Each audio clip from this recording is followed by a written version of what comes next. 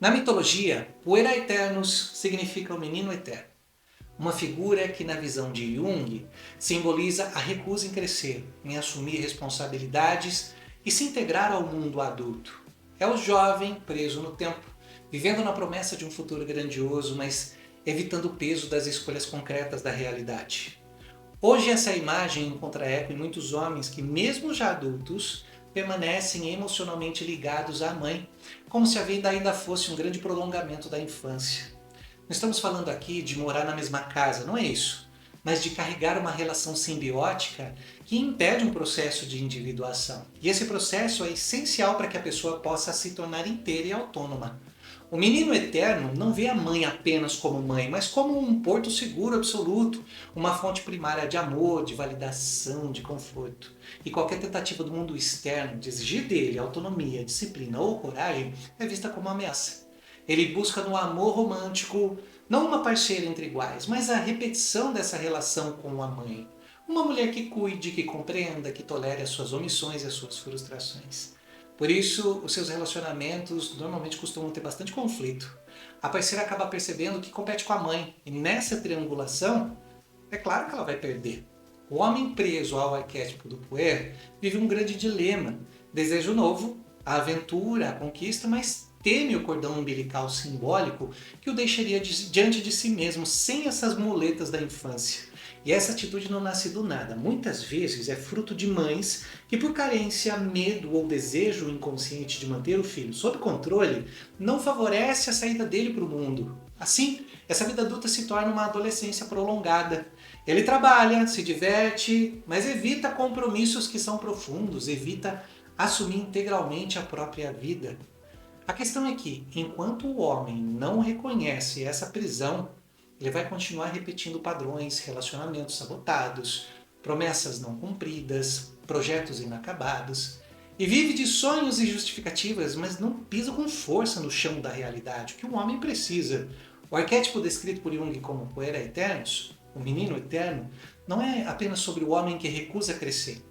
É também sobre um vínculo invisível, alimentado diariamente, que mantém esse homem preso a um lugar emocional que não permite ele a sua verdadeira autonomia. E muitas vezes esse vínculo não é obra de um único lado.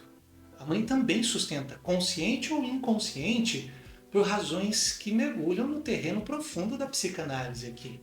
Em muitos casos, a gente encontra mães com constituição fálica, mulheres que, para além da função materna, mantêm uma relação simbólica com o filho, onde há um lugar de poder, de centralidade e até de erotização velada. E nessa configuração, o filho não é apenas o menino a ser cuidado, mas também é aquele que, de certa forma, cuida dela, reafirma sua feminilidade, alimenta a sensação inconsciente de ser desejada. O colo não é apenas proteção, é um trono. O filho, nesse contexto, se torna parte da identidade narcísica da mãe, uma extensão de si, uma posse que garante que ela nunca se sinta sozinha, substituindo muitas vezes a presença ou a função do pai. Do ponto de vista da psicanálise, essa dinâmica pode ser compreendida à luz do complexo de Édipo, por exemplo. Nela, o filho, no seu desenvolvimento psíquico, atravessa uma fase em que a mãe ocupa um lugar central de amor e desejo, e o pai aparece como uma figura que impõe um corte, que separa os dois. Porém, quando esse corte não se efetiva, ou quando a mãe não permite que ele aconteça, a criança permanece aprisionada nesse vínculo. A constituição fálica da mãe reforça essa retenção. Ela não cede o lugar simbólico para outra figura de desejo, mantendo o filho em posição de companheiro afetivo, de cúmplice e por vezes até confidente. Essa simbiose cria o que vemos hoje. Homens adultos que, mesmo tendo a idade e condições para viver de forma independente, viver com sua família, têm seus filhos, permanecem emocionalmente e muitas vezes fisicamente ligados à mãe. Relações amorosas se tornam palco de disputas invisíveis onde a parceira precisa disputar um espaço já ocupado. E não é raro que esses homens procurem nas mulheres que encontram uma repetição da função materna. Esse cuidado incondicional, essa compreensão sem limite, essa isenção de cobranças. E na clínica psicanalítica, a gente acaba vendo que o problema não está apenas no filho que não corta o cordão, mas sim nesse vínculo relacional que impede esse corte. A saída exige que o homem enfrente a dor de se separar da mãe emocionalmente, reconheça o peso simbólico dessa ligação e aceite a falta que ela vai deixar. E exige também que a mãe possa elaborar essa própria incompletude, aceitar que o filho não é o seu objeto fálico e permitir que ele se constitua como um sujeito autônomo. Enquanto essa ruptura não acontece, ambos permanecem presos. O filho condenado a uma adolescência eterna, a mãe ancorada em uma ilusão de completude. O resultado são adultos quebrados, não pela ausência de amor, mas pelo excesso dele no lugar errado e feito da forma errada. E hoje na clínica nós vemos muitas pessoas passando por esses conflitos. Vemos esposas reclamando de seus maridos porque eles estão ainda vinculados com a mãe, não fizeram essa ruptura. E essa ruptura é essencial para que ele possa desenvolver o seu olhar para outros objetos de desejo, que é uma tendência da resolução do complexo de Édipo. Retirar a libido que está sendo direcionada para esse objeto de desejo e direcionar para outros objetos. Quando isso não acontece, quando é mantida essa relação do filho para a mãe e da mãe para o filho, essa relação simbiótica permanece e não há ruptura do cordão umbilical. E aí os dois ficam presos nesse alimentar de uma relação que muitas vezes precisa ser repensada.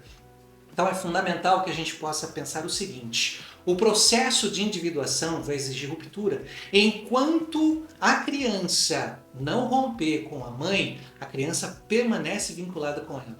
Enquanto a mãe não romper com a criança ficará presa a ela e haverá uma grande dificuldade para poder lidar com os conflitos da realidade. Mas aí você pode me perguntar, mas Marcos, hoje nós temos muitos homens que são casados, têm suas famílias. Exatamente, são casados, têm sua família, mas acabam ainda vinculados à mãe, não conseguindo se separar delas, sejam elas vivas ou não. E essa é uma questão muito importante de se conversar, essa ruptura com a mãe, para que se possa assumir a sua vida, assumir a sua realidade. Mas e quando acontece com as mulheres? A gente acaba percebendo que as mulheres, elas passam a ter uma facilidade maior de desfazer esse vínculo, também pela constituição do complexo de Édipo, em que ela acaba rompendo com a mãe mais cedo, e isso faz com que ela também vá para a realidade. A questão é que a mãe muitas vezes alimenta o desejo de ser desejada. E quando o filho tem essa simbiose com a mãe, ele alimenta esse desejo, ela se sente desejada, o que traz para ela um grande prazer. Então essa simbiose continua sendo alimentada. É por isso que a gente fala de um amor que deve existir, mas que está sendo depositado no lugar errado, de uma forma errada.